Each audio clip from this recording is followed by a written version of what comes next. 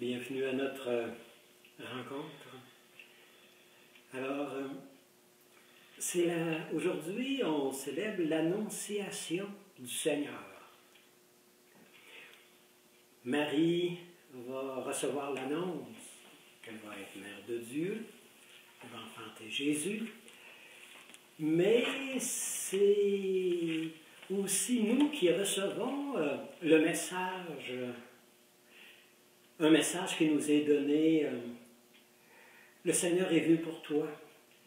Et il a besoin de tes bras, il a besoin de tes mains, il a besoin de ton regard, il a besoin de ta joie, il a besoin de ton feu pour répandre le feu sur la terre. Nous écoutons la parole en Saint-Luc, au chapitre 1er.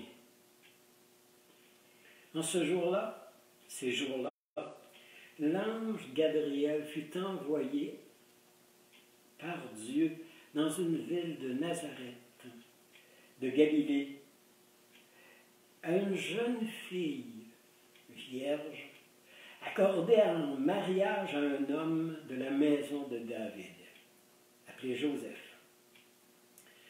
L'ange entra chez elle et lui dit « Je te salue, comblée de grâce, le Seigneur est avec toi. » À cette parole, elle fut toute bouleversée et se demandait ce que pouvait bien signifier cette salutation. L'ange lui dit « Sois sans crainte, Marie, car tu as trouvé grâce auprès de Dieu. Voici que tu vas concevoir un fils. Tu lui donneras le nom de Jésus. Il sera grand, appelé Fils du Très-Haut, et le Seigneur lui donnera le trône de David, son père. Marie dit à l'ange, « Mais comment cela va-t-il se faire, puisque je n'ai pas de relation avec un homme? » Alors, l'ange lui répondit, « L'Esprit Saint viendra sur toi. Il te couvrira de son ombre, et c'est pourquoi celui qui va naître sera saint, appelé Fils de Dieu. » Voici justement que dans sa vieillesse, Élisabeth, ta parente, a conçu elle aussi un fils, et elle est en son 6e mois, alors qu'on disait d'elle la stérile. Mais rien n'est impossible à Dieu. Marie dit alors, je suis la servante du Seigneur. Que tout se passe selon ta parole. Quelle révélation, hein, que des humains peuvent être appelés à répondre à un appel qui les dépasse complètement. Et que ce qui est impossible d'imaginer devient possible par la grâce de Dieu, par la poussée de Dieu. Je ne sais pas qui vous a donné cette... Je ne sais pas l'ange Gabriel qui a eu passé dans votre vie un jour, alors pour vous annoncer que vous étiez appelé à quelque chose de grand, que vous feriez une différence dans le monde aujourd'hui, que le monde ne serait pas tout à fait pareil parce que vous êtes là. Un jour, à Sherbrooke, alors où j'étais allé visiter un jeune en prison, ce jeune, après quelques conversations, quelques semaines avant qu'il meure pour le grand voyage dans l'au-delà, alors Gilbert me regarde et me dit à quoi tu te prépares, qu'est-ce qui t'attend dans la vie, à quoi tu es appelé, qu'est-ce que tu vas faire de toi? Et je lui dis vaguement ce que j'espérais. Alors il me regarde et certainement inspiré, hein? Alors, tu sais qu'il n'y a jamais eu personne comme toi avant toi, il n'y aura jamais plus personne comme toi après toi. Et si ce n'est pas toi qui donne sa vie pour les jeunes qui ont tant besoin, qui ce sera? Il n'y aura jamais personne d'autre pour te remplacer. C'est toi qui es appelé à aller le rejoindre. J'espère que vous entendez la parole pour vous, hein? Il n'y a personne d'autre comme toi. Il n'y aura jamais plus personne d'autre comme toi après toi. Et si toi tu dis oui, comme la Vierge Marie, qui a dit devant l'ange, qui lui a dit tu seras mère de Dieu, tu enfanteras un fils, le sauveur du monde, eh bien, je ne sais pas qui a été cet ange Gabriel un jour, qui vous a réveillé au meilleur de vous autres mêmes, qui a réveillé le meilleur de vous comme mère pour cet enfant handicapé, le meilleur de vous pour cet enfant dans la maladie mentale. Je ne sais pas quand est-ce que vous avez senti que l'ange Gabriel vous disait « Est-ce que, oui, je t'en demande beaucoup pour ce mari qui a eu un accident, qui va être handicapé pour le reste de ses jours. Je sais que je t'en ai demandé beaucoup, mais j'avais confiance en toi, je croyais en toi. Et je t'ai confié parfois des êtres fragiles, très fragiles, parce que je savais qu'il n'y avait pas d'autres bras que les tiens, pas d'autre sourire que le tien, pour leur rendre la vie, pour leur redonner espérance, pour leur redonner confiance. Ah, ce que c'est bouleversant aujourd'hui, ces paroles, de nous faire dire qu'on compte aux yeux de Dieu, on a du prix pour lui, et il nous a fait confiance pour les personnes qu'il a confiées, ce malade, cette personne atteinte d'Alzheimer, cette personne violente. On est appelé à une mission importante. Je vous donne un témoignage. C'est cet homme, vous savez, aux événements tragiques d'il y a quelques années à Paris, au Bataclan, hein, les terroristes qui ont envahi la place. Alors, vraiment, la terreur, la peur, la haine, la violence. Et parmi eux, ceux qui ont été abattus, tués, il y a eu une dame.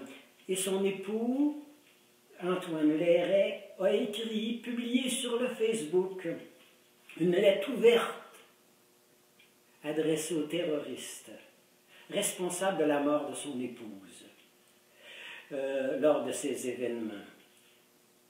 Regardez, écoutez. Vendredi soir, vous m'avez volé la vie d'un être d'exception, l'amour de ma vie, la mère de mon fils.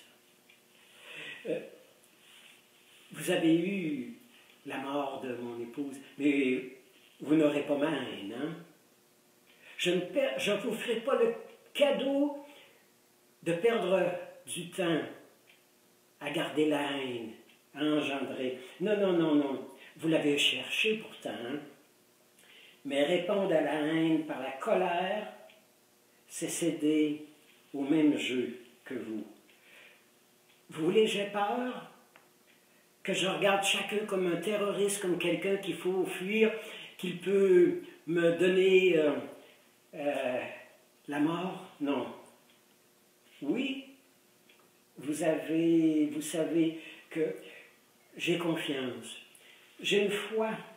Bien sûr, j'ai été dévoré par le chagrin qu'il dit, je vous le concède, mais vous nous aurez pas, nous deux, hein?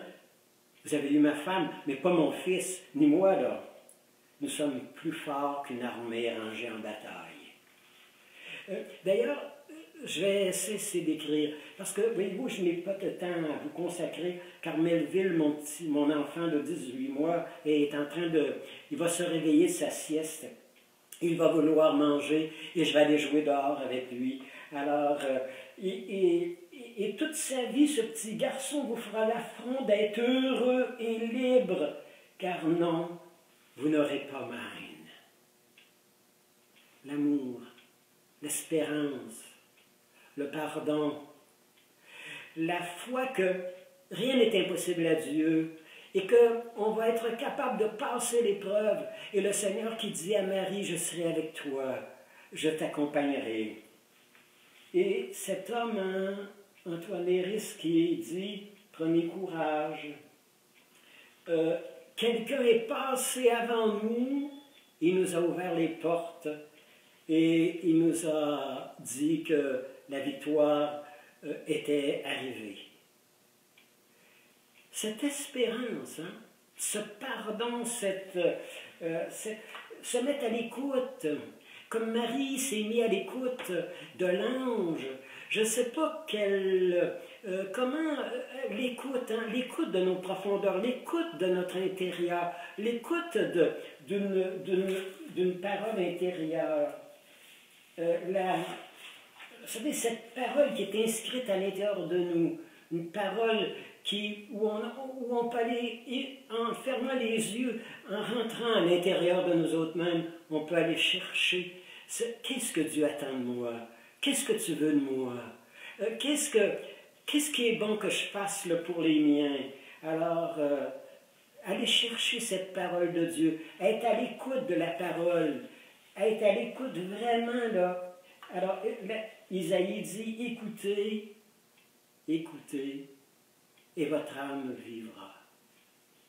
Mère Teresa qui raconte tout bonnement, tout simplement, alors qu'elle qui était dans une grande institution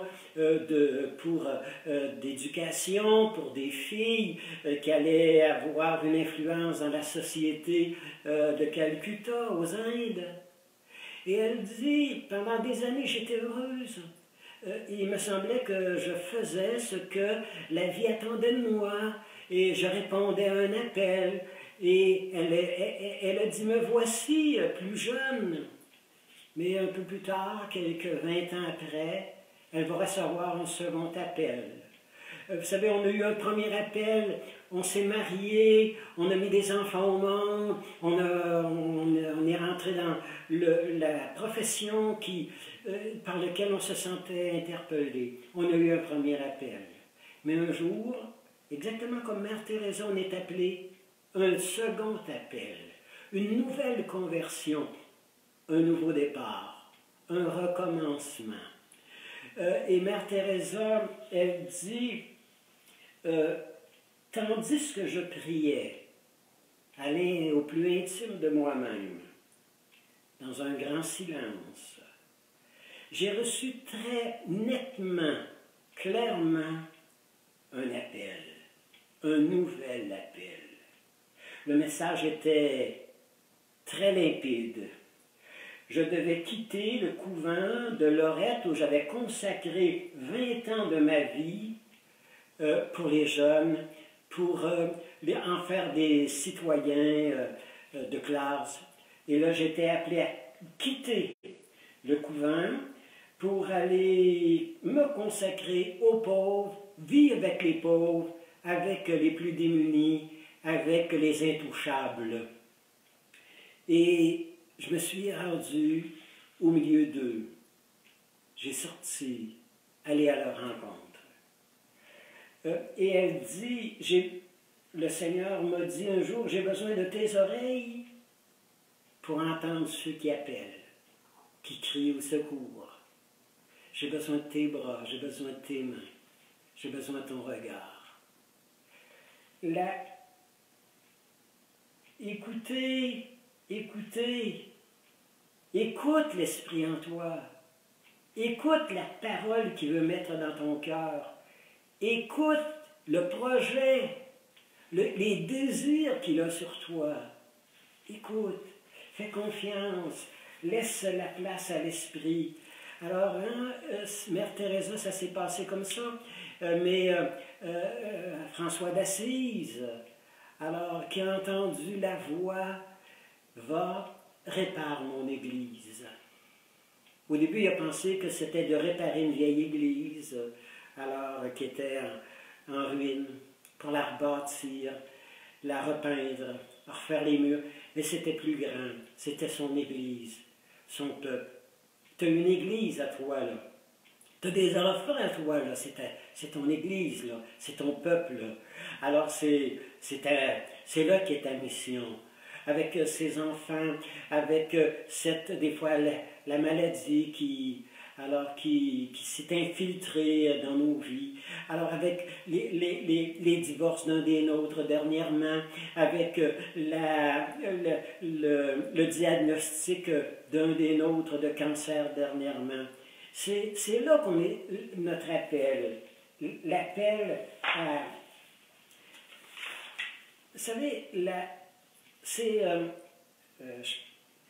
l'appel là, de vivre l'Évangile, de vivre en amour, de vivre en joie, de vivre en service, de vivre en don. Vous savez, c'est une longue marche. Alors, c'est toute une aventure. Hein? C'est tout un défi. C'est un appel au dépassement. C'est un appel à une grande générosité. Alors, et c'est un appel à aller vers ceux qui sont seuls, qui sont isolés, qui sont oubliés. Avis à ceux qui n'aiment pas l'aventure. Avis à ceux qui veulent avoir une vie un petit peu plus douillet, un petit peu plus au chaud, là, à l'abri. Avis à tous ceux qui sont un petit peu, souffrent un petit peu de paresse, non, l'aventure va vous désinstaller, l'aventure vous appelle à plus grand, plus haut, meilleur.